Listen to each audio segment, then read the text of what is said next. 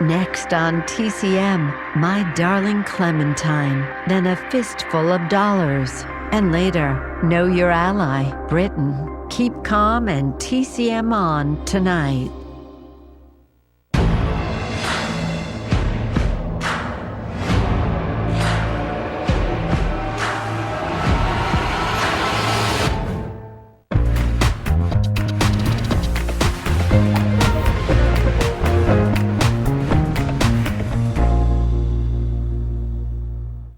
Hi, I'm Ben Mankiewicz. Welcome to TCM, where tonight good people are putting their lives on the line for others, all part of our month-long look at Hollywood Westerns and how they have served as a reflection of American values over the years.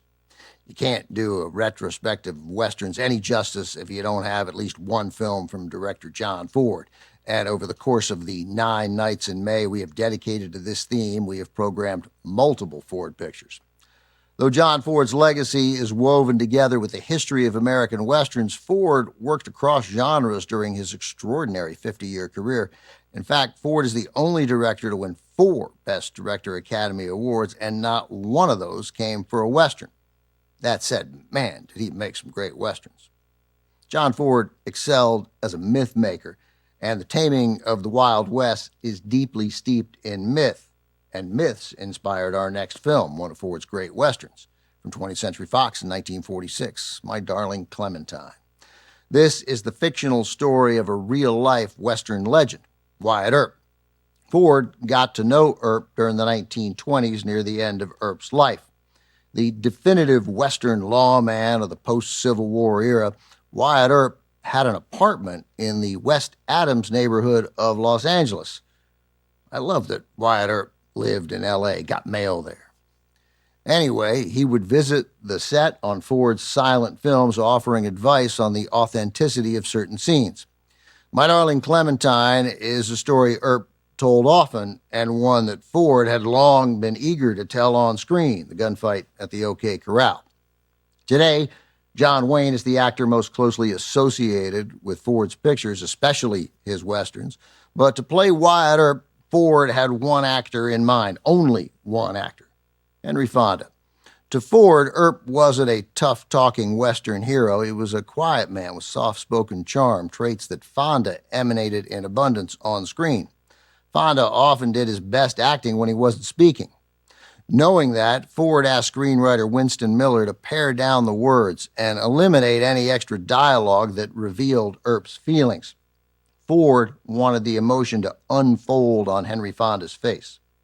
As you're watching Fonda's performance, you'll feel the effect of those script edits as Fonda conveys much with few words. Doesn't work with me. I actually have to say something. From 1946, also with Victor Mature as Earp's friend Doc Holliday, and Tim Holt and Ward Bond as Earp's brothers, plus Walter Brendan, Linda Darnell, and Kathy Downs, My Darling Clementine. As I mentioned before, My Darling Clementine, while it's true there was a gunfight at the OK Corral, much of what happened that day, including the origins of the conflict between the Earps and the Clanton-McClory gang, has been muddled over time into myth. Incidentally, the Earps only face the Clantons in this film. The various big-screen versions of the gunfight haven't really helped clear the air. If any one filmmaker had the opportunity to get the story right, probably would have been John Ford. He knew Wyatt Earp.